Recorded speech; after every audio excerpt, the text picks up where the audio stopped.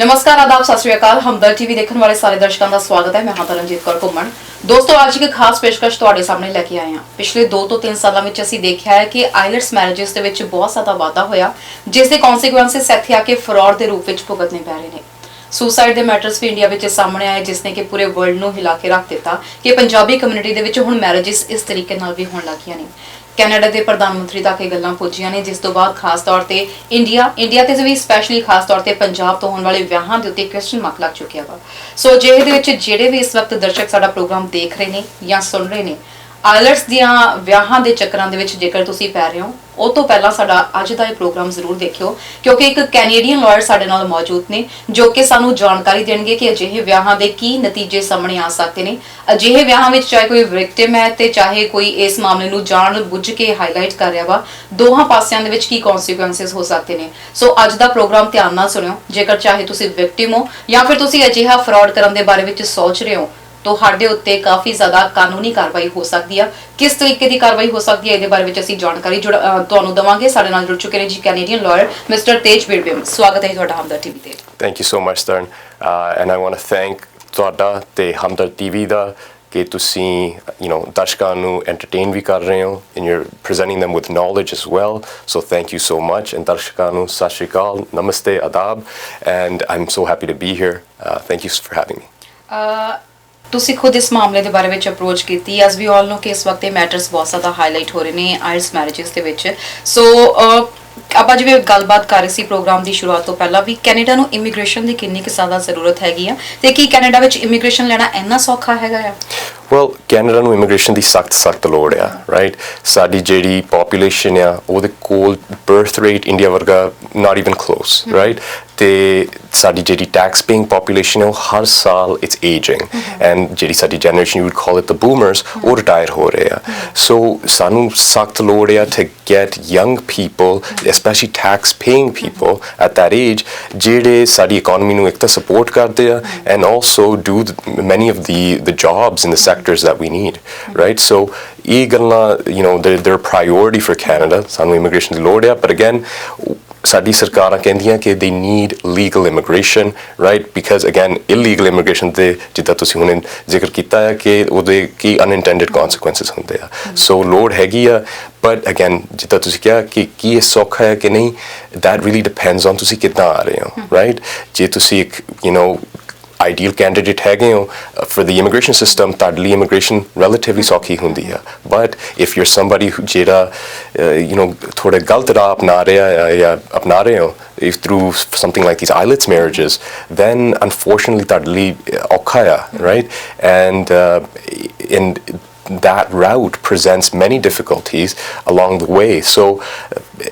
ਕਿਸੇ ਵੀ ਮੋੜ ਤੇ there's something that totally destroy that investment ਉਸ ਚੀਜ਼ 'ਚ। ਤੇ many families ਜਿਹੜੇ ਇਹ ਕਦਮ ਚੱਕਦੇ ਆ, unfortunately ਉਹ middle class to lower middle class ਹੁੰਦੇ ਆ, and ਉਹਨਾਂ ਲਈ ਉਹ ਹਾਦਸਾ, ਇੰਨੀ ਵੱਡੀ financial loss can be devastating.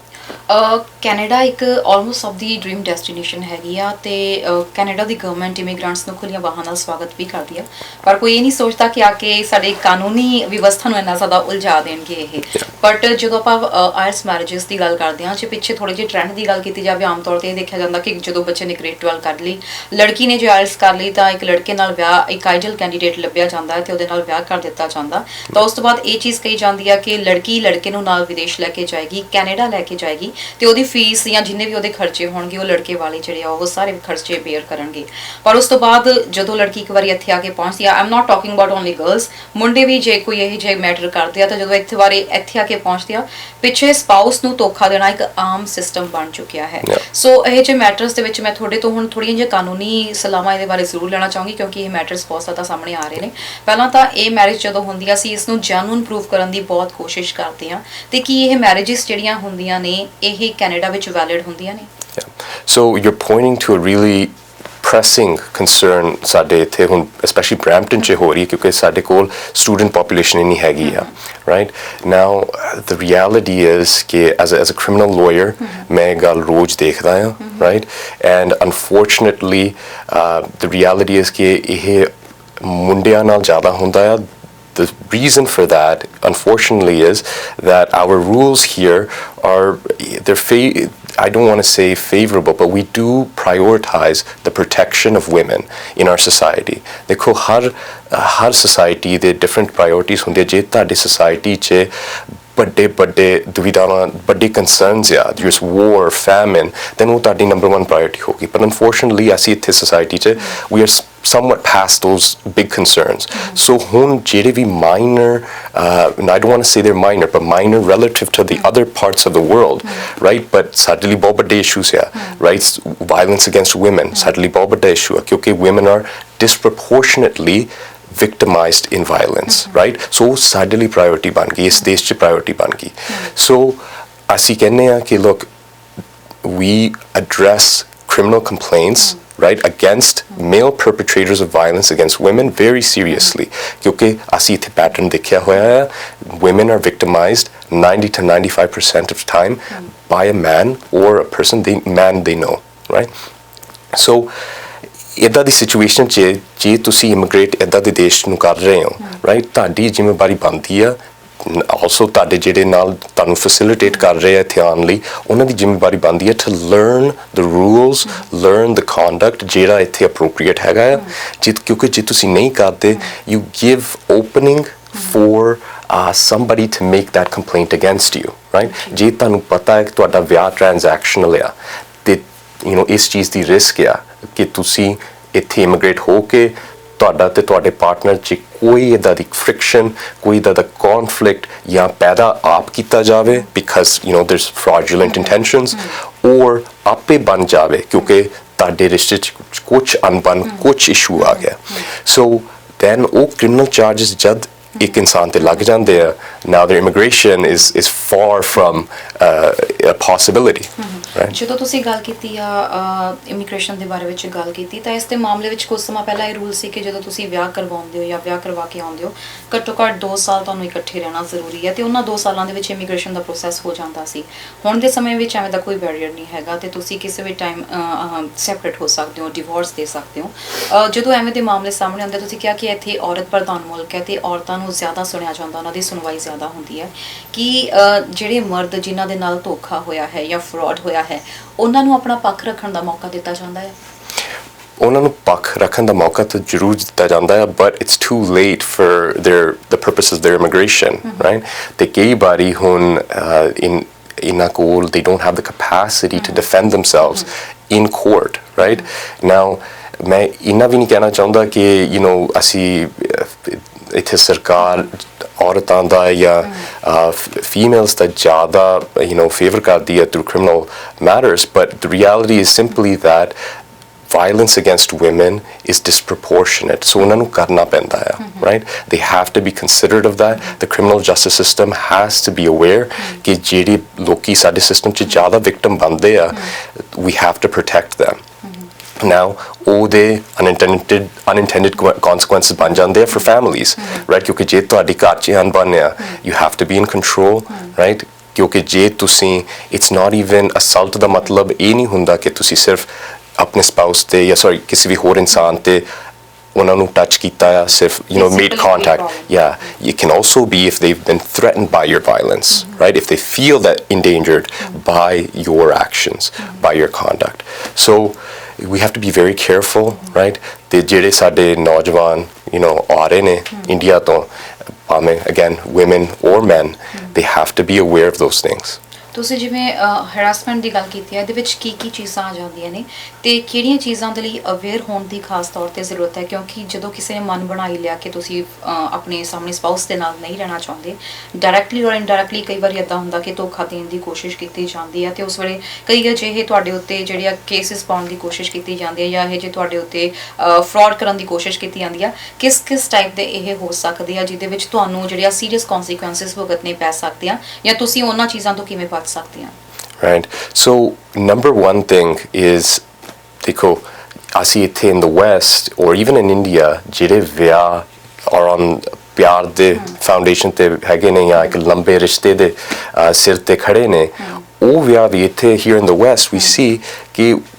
ਜਦੋਂ ਵਿਆਹ ਹੋਣ ਲੱਗਿਆ ਹੁੰਦਾ there's a prenuptial agreement, right? ਉਹ prenuptial agreement 'ਚ ਦੋਨੋਂ ਪਾਰਟੀਆਂ ਨੇ husband wife ਨੇ ਤੇ ਉਹਨਾਂ ਦੀ families ਨੇ maybe have decided ਕਿ ਅਸੀਂ assets ਕਿੱਦਾਂ ਵੰਡੇ ਜਾਣਗੇ, ਇਹਨਾਂ ਦੇ assets ਜਦੋਂ ਇਹ ਵਿਆਹੇ ਜਾਣਗੇ ਤੇ ਇਹ grow ਕਰਨਗੇ as a family ਤੇ ਉਹ assets ਜਿਹਦੇ ਜੇ ਕਦੇ ਇਹਨਾਂ ਦੇ ਵਿਛੜਾ ਹੋ ਗਿਆ ਇਹਨਾਂ ਦਾ divorce ਹੋ ਗਿਆ,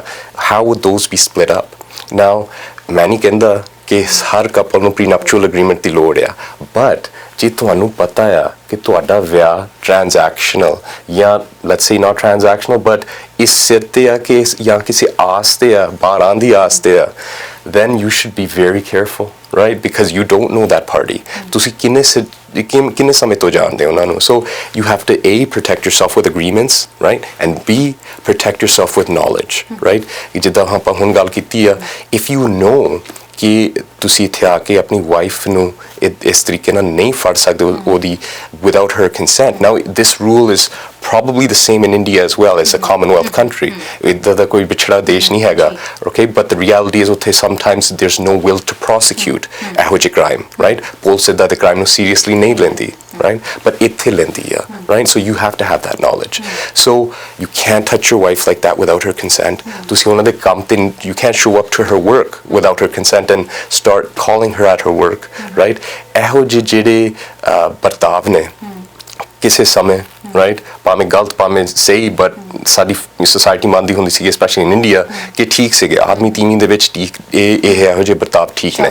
right? But unfortunately that's not the world we live in anymore, right? ਤੇ especially ਹੁਣ ਕੈਨੇਡਾ ਦੇ ਵਿੱਚ that type of conduct is something ਜਿਹੜੀ ਸਾਡੀ criminal justice system ਡਰਦੀ ਹੈ ਉਹਦੇ ਤੋਂ, right? ਕਿਉਂਕਿ ਉਹਨਾਂ ਨੇ ਜਦ ਵੀ ਇਹ ਪੈਟਰਨ ਦੇਖਿਆ ਪਹਿਲਾਂ ਉਹਦੇ ਤੋਂ ਬਾਅਦ ਹਾਦਸਾ ਹੀ ਸੀਗਾ, and so they're trying to avoid ਇਹੋ ਜਿਹੇ ਹਾਦਸੇ, ਉਹ ਨਹੀਂ ਚਾਹੁੰਦੇ, and quite honestly ਨਾ ਸਾਡੀ society ਵੀ ਨਹੀਂ ਚਾਹੁੰਦੀ, right? ਸਾਡੀ society ਨਹੀਂ ਚਾਹੁੰਦੀ ਕਿ ਸਾਡਾ criminal justice system burdened ਹੋਵੇ ਇਹੋ ਜਿਹੇ ਮਾਮਲਿਆਂ ਦੇ ਨਾਲ, ਇਹੋ ਜਿਹੇ ਮਾਮਲੇ ਜਦੋਂ they result in assault, result in hospitalization and visits, ਸਾਡੀ society ਵੀ ਨਹੀਂ ਚਾਹੁੰਦੀ ਕਿ ਸਾਡੇ tax dollar ਉਸ ਕੰਮ ਲਈ ਜਾ ਰਹੇ ਨੇ. So these are things we, if we avoid, they har is situation ch har party li it's amazing. It's great for the immigrants who are coming, it's great for Canada, it's great for the Indians who live here already, and they face these questions that you highlighted in the beginning of your program, and also Indians back home face these questions of whether sade sare vyah ho jaye ne, right? Ki asi as a society asi se vyah nu is easily rakh liya for the purpose of just immigrating, right? And so, and the bigger thing for Canada is that the criminal justice system has to take a serious look at this, right? Because if we don't, the people who are immigrating from India, who are investing so much money, right, into their immigration, they're middle class, lower middle class people, as we talked about. Why would anybody else take that risk after them if they know that they're open or susceptible to these kind of consequences? So this is something the Canadian government absolutely has to look at, right? ਜੀ ਜਿਵੇਂ ਤੁਸੀਂ ਹੁਣੇ ਗੱਲ ਕੀਤੀ ਇਸ ਦੇ ਬਾਰੇ ਵਿੱਚ ਆਪਾਂ ਵਿਸਥਾਰ ਨਾਲ ਗੱਲਬਾਤ ਕਰ ਰਹੇ ਹਾਂ. ਮੈਂ ਆਪਣੇ ਦਰਸ਼ਕਾਂ ਨੂੰ ਕਹੂੰਗੀ ਜੇਕਰ ਤੁਹਾਡਾ ਕੋਈ ਵੀ ਸਵਾਲ ਹੈਗਾ ਆ ਤੁਸੀਂ ਸਾਨੂੰ ਨੀਚੇ ਕਮੈਂਟ ਕਰ ਸਕਦੇ ਹੋ. ਸਾਡਾ ਅੱਜ ਦਾ ਪ੍ਰੋਗਰਾਮ ਜਿਹੜਾ ਆ ਉਸ ਤੋਂ ਬਾਅਦ ਅਸੀਂ ਨੈਕਸਟ ਟਾਈਮ ਜਿਹੜਾ ਤੁਹਾਡੀ ਲਾਈਵ ਕਾਲਸ ਵੀ ਲਵਾਂਗੇ ਤਾਂ ਕਿ ਜੇਕਰ ਤੁਹਾਡਾ ਕੋਈ ਵੀ ਮਸਲਾ ਦੁਨੀਆ ਦੇ ਕਿਸੇ ਵੀ ਕੋਨੇ ਵਿੱਚ ਬੈਠੇ ਹੋ ਇਹੋ ਜਿਹਾ ਕੋਈ ਮਸਲਾ ਤੁਸੀਂ ਫੇਸ ਕਰ ਰਹੇ ਹੋ ਕੈਨੇਡਾ ਦੇ ਵਿੱਚ ਤਾਂ ਤੁਸੀਂ ਤੁਹਾਡੇ ਲਈ ਲੀਗਲ ਤੌਰ ਦੇ ਉੱਤੇ ਕੀ ਆਪਸ਼ਨ ਹੋ ਸਕਦਾ ਆ. ਆਮ ਤੌਰ ਤੇ ਜਦੋਂ ਕੋਈ ਐਵੇਂ ਦਾ ਫਰਾਡ ਹੁੰਦਾ ਹੈ ਤਾਂ ਇਹ ਸੋਚਿਆ ਜਾਂਦਾ ਹੈ ਕਿ ਜਦੋਂ ਹਜੇ ਕਪਲ ਨੂੰ ਆਪਣੇ ਸਪਾਊਸ ਨੂੰ ਬੁਲਾਇਆ ਵੀ ਨਹੀਂ ਜਾਂਦਾ ਤੇ ਉਸ ਨੂੰ ਕਹਿ ਦਿੱਤਾ ਜਾਂਦਾ ਹੈ ਕਿ ਉਹ ਨਹੀਂ ਬੁਲਾ ਰਹੇ ਹੈਗੇ ਜਾਂ ਉਹਨਾਂ ਦਾ ਹੁਣ ਇੰਟਰਸਟ ਨਹੀਂ ਰਿਹਾ ਮੈਰਿਜ ਦੇ ਵਿੱਚ, ਤਾਂ ਇੰਡੀਆ ਵਿੱਚ ਇਹਦੇ ਅਗੇਂਸਟ ਇੱਕ FIR ਦਰਜ ਕਰਨ ਦੀ ਕੋਸ਼ਿਸ਼ ਕੀਤੀ ਜਾਂਦੀ ਆ. ਤਾਂ ਵੈਸੇ ਤਾਂ ਇੱਕ ਬਹੁਤ ਸਿੰਪਲ ਹਥਿਆਰ ਬਣਾਇਆ ਹੋਇਆ ਕਿ ਡੋਰੀ ਦਾ ਕੇਸ ਪਵਾ ਦਿੱਤਾ ਜਾਵੇ ਇਨ-ਲॉज ਦੇ ਉੱਤੇ ਤਾਂ ਪੂਰੇ ਇਨ-ਲॉ ਫੈਮਿਲੀ ਨੂੰ ਹੀ ਜਿਹੜਾ ਆ ਇਸ ਮਾਮਲੇ ਦੇ ਵਿੱਚ ਧਕੇਲ ਦਿੱਤਾ ਜਾਂਦਾ. ਪਰ ਦੂਜੇ ਪਾਸੇ ਜੇ ਪਹਿਲਾਂ ਲੜਕੇ ਵਾਲਾ ਪੱਖ ਇਸ ਮਾਮਲੇ ਦੇ ਵਿੱਚ ਕੋਈ FIR ਕਰਵਾਉਂਦਾ ਆ ਕਿ ਕੈਨੇਡਾ ਵਿੱਚ ਇਸ FIR ਦੀ ਕੋਈ ਵੈਲਿਊ ਹੈਗੀ ਆ ਜਾਂ ਜਿਹੜਾ ਪਰਸਨ ਫੇਕ ਐਲੀਗੇਸ਼ਨਸ ਲਗਾ ਰਿਹਾ ਕੈਨੇਡਾ ਦੇ ਵਿੱਚ ਇਸ ਚੀਜ਼ ਨੂੰ ਲੈ ਕੇ ਕੋਈ ਚੀਜ਼ ਦਿਖਾਈ ਜਾ ਸਕਦੀ ਹੈ. Well, it's difficult to say. Every case is different. But inna मैं जरूर कह सकता हाँ कि look, जदों तुहाडा मामला to the immigration services to our government उन्हां नूं पहुंच जांदा है, उन्हां नूं इस गल दी knowledge पै जांदी है, then the likelihood of your immigration, either of you, becomes very, very low, right ਕਿਉਂਕਿ ਜਦੋਂ ਉਹਨਾਂ ਨੂੰ ਪਤਾ ਲੱਗੇ ਕਿ ਤੁਹਾਡੀ ਫਾਈਲ ਫਰਾਡ ਆ right that's a big huge red flag right ਤੇ ਉਹਨਾਂ ਨੇ ਤੁਹਾਡੀ ਫਾਈਲ ਉਹਦੀ ਸਕਸੈਸ ਹੋਣ ਦੀ ਚਾਂਸ ਬਹੁਤ ਘੱਟ ਹੋ ਜਾਂਦੀ ਆ right so that's a big thing number 2 ਜੇ ਤੁਹਾਡਾ ਮੈਟਰ ਕ੍ਰਿਮੀਨਲ ਚਾਰजेस ਨੂੰ ਇਨਵੋਲਵ ਕਰਦਾ ਆ right let's say ਤੁਸੀਂ ਇੱਥੇ ਆਏ ਤੁਹਾਡੀ ਕੋਈ ਅਣਬਣ ਕਰਕੇ ਉਸ ਪਾਰਟਨਰ ਦੇ ਨਾਲ ਉਸ ਸਪਾਊਸ ਦੇ ਨਾਲ ਤੁਹਾਡੇ ਤੇ ਕ੍ਰਿਮੀਨਲ ਚਾਰਜ ਪੈ ਗਏ ਨੇ then the reality is ਕਿ you know ਸਾਡੀ ਸਰਕਾਰ ਜਿਹੜਾ ਸਰਕਾਰੀ ਵਕੀਲ ਹੁੰਦਾ ਜਿਹੜਾ ਕਰਾਊਨ ਕਾਉਂਸਲ ਹੁੰਦਾ ਹੈ they're not concerned with India 'ਚ ਕੀ ਹੋ ਰਿਹਾ ਹੈ reality is they're concerned ਕਿ ਕੀ ਉਸ ਤਾਰੀਖ ਜਿਸ ਚੀਜ਼ ਨਾਲ ਉਹਨਾਂ ਨੇ ਤੁਹਾਨੂੰ ਚਾਰਜ ਕੀਤਾ ਕੀ ਉਹ ਚੀਜ਼ ਹੋਈ ਕਿ ਨਹੀਂ ਹੋਈ ਕੀ ਉਹ ਸਾਬਤ ਕਰ ਸਕਦੇ ਉਹ ਚੀਜ਼ ਕਿ ਨਹੀਂ ਸਾਬਤ ਕਰ ਸਕਦੇ and that is all they're concerned about unfortunately okay and that you can't blame them either because they have a job right and they are quite honestly underfunded right and they're stretched thin especially when in this COVID environment to baad we know the strains ਜਿਹੜੇ criminal justice system ਤੇ ਪੈ ਰਹੇ ਨੇ and that's part of the reason why we're talking right now right ਕਿਉਂਕਿ we're very aware of ਪੂਰੇ system ਤੇ you know there's extra strain and there's problems that can be resolved quite honestly if ਸਾਡੀ ਜਿਹੜੀ community would just take a quick look inside address our concerns right you know ਜੇ ਅਸੀਂ ਆਪਣੇ 'ਚ ਜਾਗਰਤੀ ਲੈ ਆਉਂਦੇ ਹਾਂ then many of these problems can be resolved ਇੱਕ ਤਾਂ ਮੈਂ ਇੰਡੀਆ ਦੀ ਐਗਜ਼ਾਮਪਲ ਦਿੱਤੀ ਆ ਜੇਕਰ ਇੱਥੇ ਕੋਈ ਕਪਲ ਇਸ ਟਾਈਮ ਜਿਵੇਂ ਤੁਸੀਂ ਕਿਹਾ ਕਿ ਐਲੀਗੇਸ਼ਨਸ ਦੇ ਵਿੱਚ ਕੋਈ ਫਸ ਜਾਂਦਾ ਆ ਤੇ ਉਹਨੂੰ ਕਿਸੇ ਚੀਜ਼ ਨੂੰ ਲੈ ਕੇ ਜਾਂ ਤਾਂ ਕੈਨੇਡਾ ਤੋਂ ਬਾਹਰ ਕੱਢ ਦਿੱਤਾ ਜਾਂਦਾ ਦੇਸ਼ ਨਿਕਾਲਾ ਦਿੱਤਾ ਜਾਂਦਾ ਜਾਂ ਬੈਨ ਲਗਾ ਦਿੱਤਾ ਜਾਂਦਾ ਜਾਂ ਫਿਰ ਇੱਥੇ ਉਹਨੂੰ ਕਿਸੇ ਪ੍ਰਕਾਰ ਦੀ ਕੋਈ ਸਜ਼ਾ ਹੋ ਜਾਂਦੀ ਆ ਤਾਂ ਕਿ ਜਿਹੜਾ ਮੇਨ ਪਰਸਨ ਜਿਹੜਾ ਐਪਲੀਕੈਂਟ ਹੁੰਦਾ ਆ ਉਹਦੀ ਫਾਈਲ ਦੇ ਉੱਤੇ ਇਸ ਦਾ ਕੋਈ ਅਸਰ ਪੈ ਸਕਦਾ ਕਿ ਤੁਹਾਡੇ ਸਪਾਊਸ ਨੇ ਕਿਸੇ ਪ੍ਰਕਾਰ ਦਾ ਕੋਈ ਕ੍ਰਾਈਮ ਕੀਤਾ ਆ ਜਾਂ ਤੁਹਾਡੀ ਆਪਸ ਦੇ ਵਿੱਚ ਕੋਈ ਅਣਬਣ ਹੋਈ ਹੈ ਸੋ ਇਸ ਮਾਮਲੇ ਦਾ ਉਹਨਾਂ ਦੀ ਪ੍ਰੋਫਾਈਲ ਤੇ ਕੋਈ ਅਸਰ ਪੈਂਦਾ 100% yeah ਕਿਉਂਕਿ and it's twofold right ਇੱਕ ਤਾਂ immigration services ਨੂੰ ਪਤਾ ਲੱਗ ਜਾਂਦਾ ਹੈ ਕਿ you know something's going on right and they know that your file is likely there's likely a big red flag on it and number 2 is ਕਿ ਤੁਸੀਂ ਇੱਕ undertaking ਦਿੱਤੀ ਹੁੰਦੀ ਆ right to take care of your spouse and their expenses here right and now if there's hospitalization visits and they're not under OHIP if they're taking any other government you know service subsidy ਜੀ ਉਹਨਾਂ ਦੇ you know criminal charges ਵੀ ਪੈ ਜਾਂਦੇ ਆ and many respects ਤੁਹਾਡੇ ਤੇ ਉਹ financial burden ਬਣ ਸਕਦਾ ਆ ਕਿਉਂਕਿ again ਤੁਸੀਂ undertaking ਦਿੱਤੀ ਹੁੰਦੀ ਆ right and so ਇੱਕ ਤਾਂ ਤੁਹਾਡਾ immigration ਦਾ ਕੰਮ is going to get hurt and ਦੂਜਾ ਤੁਹਾਡਾ ਜਿਹੜਾ ਤੁਹਾਡੇ ਤੇ ਜਿਹੜੀ financial cost ਆ ਉਹ ਵੱਧ ਸਕਦੀ ਆ ਜੇਕਰ ਮਿਊਚੁਅਲ ਅੰਡਰਸਟੈਂਡਿੰਗ ਦੇ ਨਾਲ ਸੈਪਰੇਸ਼ਨ ਹੋ ਜਾਂਦੀ ਹੈ ਇਮੀਗ੍ਰੇਸ਼ਨ ਪ੍ਰੋਸੈਸ ਤੋਂ ਪਹਿਲਾਂ ਕਿ ਇਸ ਚੀਜ਼ ਦੇ ਵੀ ਕੋਈ ਕਨਸੀਕੁਐਂਸਸ ਹੋ ਸਕਦੇ ਨੇ yes yeah definitely ਇਹਦੇ ਤੇ ਵੀ yeah absolutely ਕਿਉਂਕਿ see the government depending on ਤੁਸੀਂ ਕੀ ਉਹਨਾਂ ਦੇ ਨਾਲ ਫਾਈਲ ਕੀਤਾ ਹੁੰਦਾ ਆ right ਜੇ ਤੁਹਾਡੀ ਕੰਸੈਂਟ ਦੇ ਨਾਲ ਵੀ ਸੈਪਰੇਸ਼ਨ ਹੋ ਜਾਂਦੀ ਆ A you're not living together right B you're not going to present the same case to them right C you know you really don't know if the immigration services really believes you after that right it becomes very hard because ਜਿਹੜੀ legitimate marriage hundi hai let's say you know look sorry not legitimate but non-legitimate ਜਿਹੜੀ legitimate ਬਣਾਉਣ ਦੀ ਵੀ ਕੋਸ਼ਿਸ਼ ਕਰਦੇ ਆ they go through big lengths through long lengths to show that it's real right so if you separate and you're no longer spouses and ਤੁਹਾਡੀ application 'ਚ let's say your spouse is totally dependent on you right and now ਤੁਸੀਂ separate ਹੋ ਗਏ ਆ the government why would they take on a person ਜਿਹੜਾ ਉਹਨਾਂ ਦੀ society ਨੂੰ contribute ਨਹੀਂ ਕਰਦਾ right that's the main thing and ਜਿਹੜਾ ਬੰਦਾ tax paying hardworking citizen I'm sure they'll get a work permit but the other person unfortunately not ਤੁਹਾਡੇ ਕੋਲ ਕਾਫੀ ਤੁਸੀਂ ਕਿਹਾ ਕਿ ਸਟਾਰਟਿੰਗ ਦੇ ਵਿੱਚ ਕਿ ਤੁਹਾਡੇ ਕੋਲ ਵੀ ਕਾਫੀ ਇਹ ਜਿਹੇ ਮੈਟਰਸ ਆ ਰਹੇ ਨੇ ਆਮ ਤੌਰ ਤੇ ਇਹਨਾਂ ਮੈਟਰਸ ਵਿੱਚ ਤੁਸੀਂ ਕੀ ਦੇਖਿਆ ਵਾ ਤੇ ਹੁਣ ਤੱਕ ਦਾ ਤੁਹਾਨੂੰ ਕੀ ਰਿਜ਼ਲਟ ਇਹਦੇ ਵਿੱਚ ਸਾਹਮਣੇ ਆਇਆ ਵਾ ਤੁਸੀਂ ਸਾਡੇ ਦਰਸ਼ਕਾਂ ਦੇ ਨਾਲ ਕੁਝ ਸਾਂਝਾ ਕਰਨਾ ਚਾਹੋਗੇ ਜਿਹੜੀ ਆਪਾਂ ਡਿਸਕਸ਼ਨ 'ਚ ਚੀਜ਼ ਸ਼ੇਅਰ ਨਹੀਂ ਕਰ ਸਕਦੇ yeah so naturally when most ਗੱਲਾਂ they're privileged right attorney client privilege ਜਿਹੜੀ specific ਗੱਲਾਂ ਹੁੰਦੀਆਂ naturally we can't discuss those but generally ਜੋ ਆਪਾਂ ਦੇਖ ਰਹੇ ਹਾਂ this trend is that yes ਤੁਹਾਡੀ ਗੱਲ ਸਹੀ ਹੈ ਕਿ it's happening with more so the males that are coming from India ਉਹਨਾਂ ਨਾਲ ਇਸ ਲਈ ਹੋ ਰਿਹਾ ਕਿ I'm assuming ਕਿ generally ਜਿਹੜੇ males ਇਹ ਰਾਹ ਅਪਣਾਉਂਦੇ ਆ they're uneducated right? And unfortunately, the females ਜਿਨ੍ਹਾਂ ਨਾਲ ਉਹ ਵਿਆਹ ਕਰ ਰਹੇ ਆ that they're ਇਹ transactional ਵਿਆਹ ਕਹਿ ਲਓ ਇਹਨੂੰ ਜਾਂ IELTS ਵਾਲਾ ਵਿਆਹ ਕਹਿ ਲਓ ਇਹਨੂੰ, they are always more educated than them, right? ਨਹੀਂ ਤਾਂ ਉਹਨਾਂ ਦਾ ਕੰਮ ਨਾ ਬਣਦਾ, right? They wouldn't be here on those grounds. So right there you have a big disconnect, right? ਇੱਕ ਤਾਂ ਤੁਸੀਂ ਵਿਆਹ ਕਰ ਰਹੇ ਹੋ ਇੱਕ ਇਹੋ ਜਿਹੇ ਇਨਸਾਨ ਨਾਲ that you don't know, and number two, there's this big mismatch, right? And so that can many times lead to problems, and that's what we're seeing. We're seeing that when these men immigrate here, for whatever reason, kuch anban ho jandi hai ghar ch, whether it's self-induced by one of the parties, that's up for debate, right? But the reality is kisse anban karke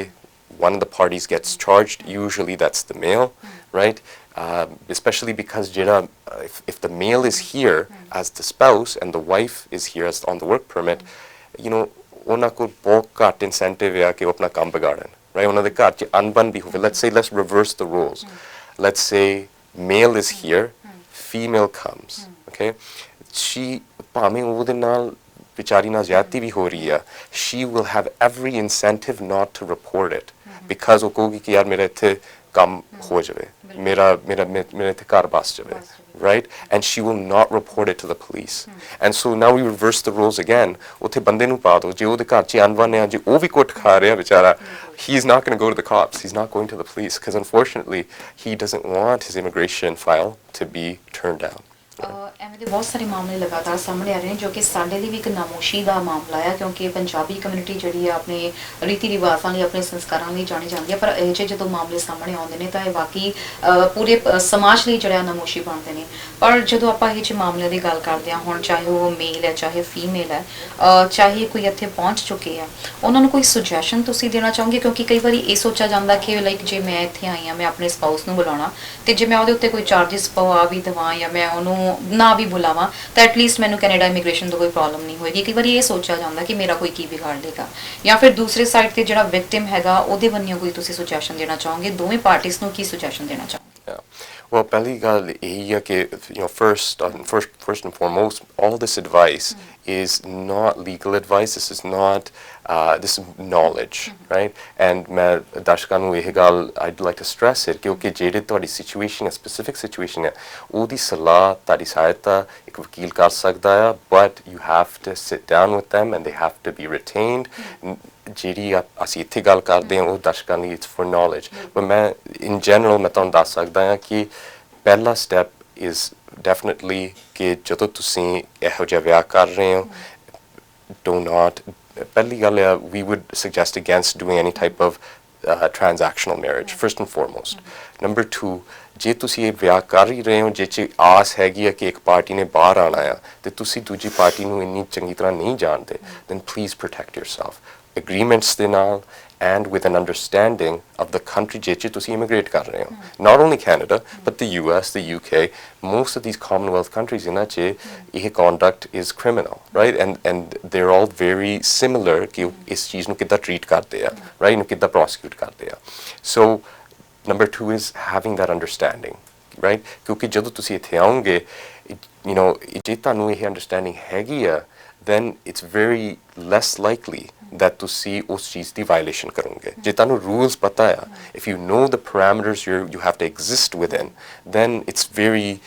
not very easy, but it becomes easier to exist within them. ਜੇ ਤੁਹਾਨੂੰ ਉਹ parameters ਹੀ ਨਹੀਂ ਪਤਾ, ਉਹ rules ਹੀ ਨਹੀਂ ਪਤਾ, then ਤੁਹਾਡਾ ਉਹ chance ਕਿ ਤੁਸੀਂ ਉਹ rules ਨੂੰ violate ਕਰ ਜਾਓ, ਉਹਦੀ chance ਬਹੁਤ ਵੱਧ ਜਾਂਦੀ ਹੈ, it's really high. So